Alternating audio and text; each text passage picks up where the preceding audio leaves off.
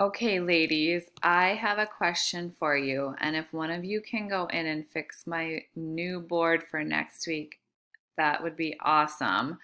What I did was I switched my two columns around down here by adding a column, copy pasting, and then deleting. Um, so my question now is I want to keep the five columns down here, but I want it to go back to the four columns. Notice it has five up here.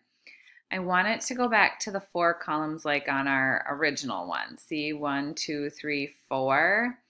So I don't know how to get rid of this over here. When I say delete column, then it deletes all of this down here too. So how do I get just this top section here to back to just four columns? Thank you.